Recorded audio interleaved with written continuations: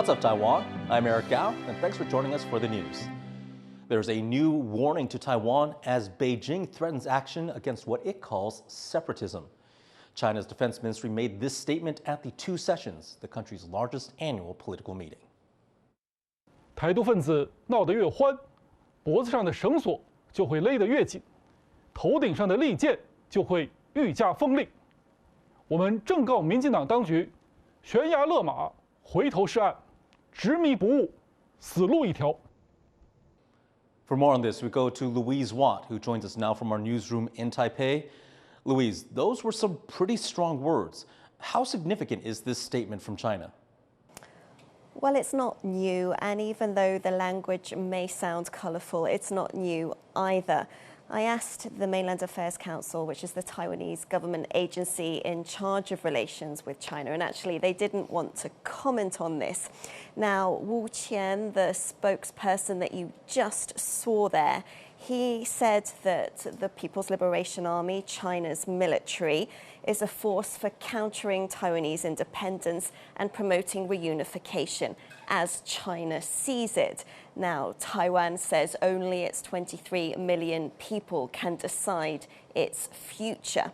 But Wu, he went on to say that in recent years, patrols around Taiwan and military deterrence have become the norm.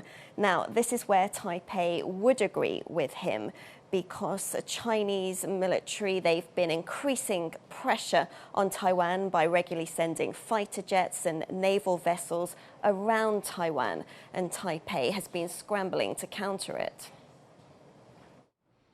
Now, these comments came during Beijing's key annual political meeting. So what should we be reading into this timing? Well, it's a little bit of a stick to go with the carrot that was in evidence at the Two Sessions. While they have been talking tough, Chinese officials, at this important political meeting, they have also been giving an outreach to Taiwanese. They've talked about promoting economic and cultural exchanges with Taiwan. Now, really what that means is they want to attract Taiwanese investment to China. They want to attract more Taiwanese to go and make a living there. The idea being that this will help Taiwanese see themselves as Chinese. But of course, this is nothing new either. China has been trying this approach for years, and survey after survey show that Taiwanese overwhelmingly see themselves as Taiwanese and not Chinese. And while Taiwan is always a key issue for the Chinese leadership, at the Two Sessions, it's very clear that their focus at the moment is the slowing Chinese economy and how to get growth going again, get growth significantly going again over the next year. And that, rather than Taiwan at the moment, is likely to be Beijing's top priority. Thanks, Louise. That was Louise Watt reporting from our Taipei newsroom. Now, for more on what China has announced at the Two Sessions and where Beijing stands diplomatically, Alec McDonald spoke to Jia Yinzong at the National University of Singapore. What have been some of the key items which have stood out to you at this year's Two Sessions? So I think the Two Sessions primarily focus on boosting the PRC's economy. So a lot of this has to do with consumption. Some of it also has to do with trying to boost production. But I guess the proof of the pudding is in the eating, so we'll have to see whether these moves actually work. They've been tried before the past few years with very limited results. As China continues to face deflationary pressure, what items has the Two Sessions talked about to improve consumer confidence? Some of the what looks like fiscal stimuli intends to sort of get more confidence in the economy through government spending, and hopefully that will trickle down and have consumers spend more. But I think ultimately the PRC economy probably needs more structural change than that. As we see that this current environment is changing, specifically with the uncertainty around U.S. foreign policy, is there anything more that Beijing or the PLA can do right now regarding Taiwan, regarding their view of Taiwan? So I actually think that the PRC is trying to test the limits of where U.S. policy might be. So this is not just with regard to Taiwan. Sure, there are the military exercises around Taiwan. There was the live fire exercise, but we've also seen them in the Yellow Sea.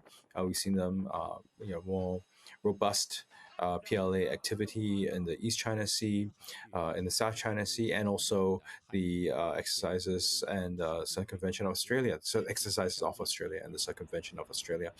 So, they're trying to see where U.S. alliances and partnerships stand and what they can possibly get around. So it's not just Taiwan. I think also what is interesting is in terms of the PRC and the PLA's position, they don't seem to be offering anything new. Do you think that the PRC might take a more aggressive diplomatic stance then in the near future, or it might take a more tactful diplomatic stance? So I think what was quite interesting for me that came out of two sessions. One was a statement about how if Taiwan continues to hold out, the sort of offers of autonomy will be taken away. Well, that just suggests that Beijing can rescind whatever promises it makes at any point in time, which brings further questions about this commitment. That doesn't, I think, in my mind, make Beijing's offer more attractive. Then there's this other thing about Beijing trying to push forward on its claims about UN Resolution, General Assembly Resolution 2758, saying that the Beijing's reading is that it puts Taiwan under PRC control, but there's no mention of Taiwan in the text. Now, what's interesting about it is as the PRC tries to push against the text of UNGA Resolution 2758, as it tries to push against UNCLOS, what it's in effect doing is weakening the sort of body of international laws and regimes that currently sort of help hold the international system in place. That may open the way for much more. That may open the way for more efforts by major powers to push their way, and that's not just the PRC. That can result, therefore, in a much more contentious environment for everybody, including Beijing. That was Jia Yinzong, professor at the National University of Singapore. Taiwan People's Party founder Ko Wen-je has attended his father's funeral. He was allowed out of detention to go to the ceremony.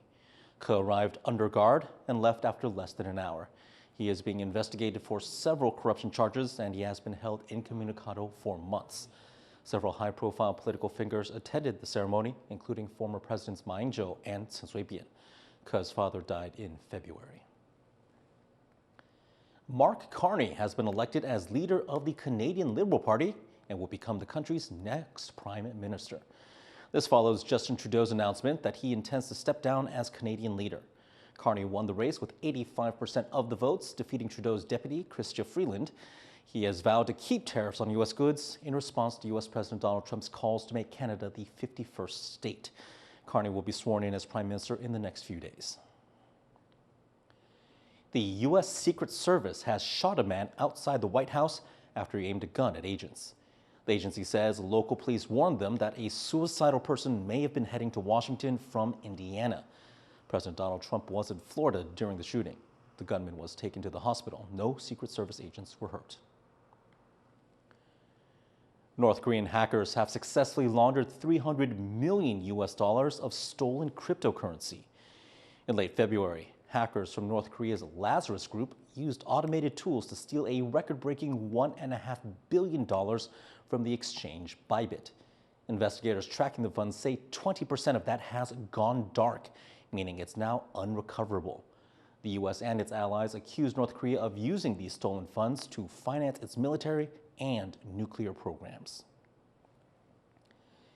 In March 1945, as World War II was drawing to a close, the United States firebombed Tokyo. 80 years later, survivors look back and wonder if the world has learned anything from the single deadliest night in history's largest war. Bryn Thomas reports.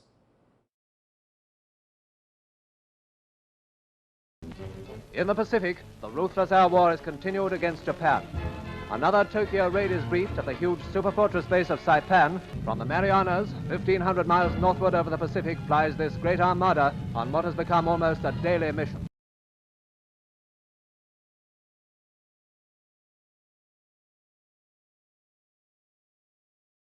幼稚園に通ってました。まあ幼稚園もしょっちゅう空襲警報が鳴って、ほとんど毎日帰ってくる。The United States Army Air Forces conducted around 60 bombing raids over Tokyo during World War II. But it was the firebombings that took place 80 years ago, between March 9th and 10th, 1945, that left the deepest scars on the city. その時に私たちは遠くにいましたからそんな詳しい経過はわからないんですけれどもズボッってね爆弾が落ちるのがわかるわけですよ。The raids were the deadliest in history, with immediate deaths surpassing each of the atomic bombings of Hiroshima and Nagasaki 5 months later. Nishio Shizuko was celebrating her 6th birthday at the time. 80 years later, she considers herself among the lucky ones. 話によればですけれど、クラスメートが20人いたと。で、その3月10日の空襲で、私以外は全員いなくなった。They were among the more than 100,000 killed in the firestorm that consumed a quarter of Tokyo, 42 square kilometers on a single night. Allied bombers first used high explosives to turn Japan's paper and wood cities into kindling, then dropped incendiaries to ignite them. The blaze it created sucked air from lungs and cooked people alive inside their shelters. ドアの前にはですね、数時間前までドア開けてください、中に入れてくださいっていう方たちが真っ黒に焼け焦げて、まるで人間の丸太のようになってドアの前にもうドアよりはるか上まで山のように積まれていたんですね。Before the Tokyo firebombings, the Americans had been unsuccessfully trying to target Japan's factories and war economy.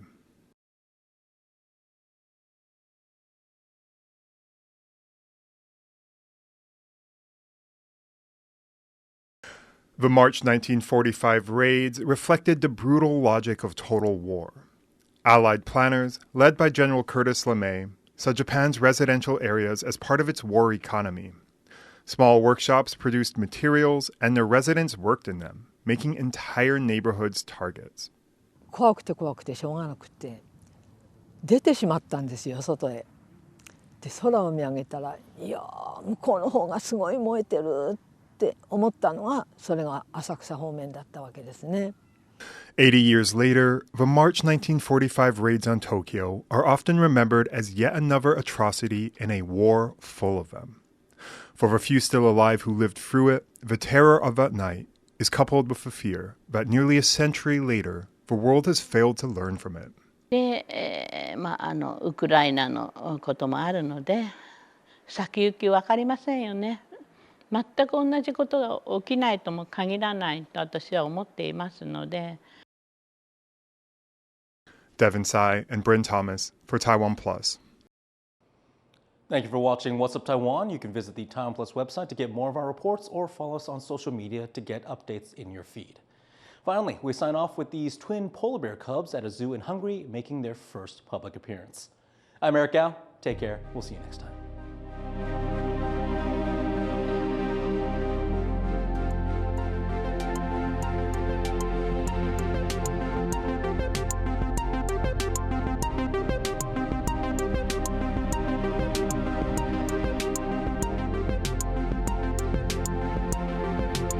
We bring you stories from Taiwan every day of the week. Our reporters travel the nation.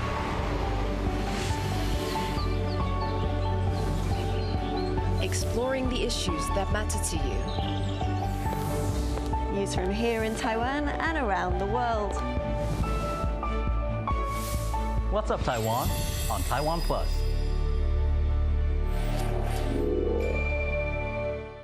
For more stories from Taiwan and around the world, download the TaiwanPlus app.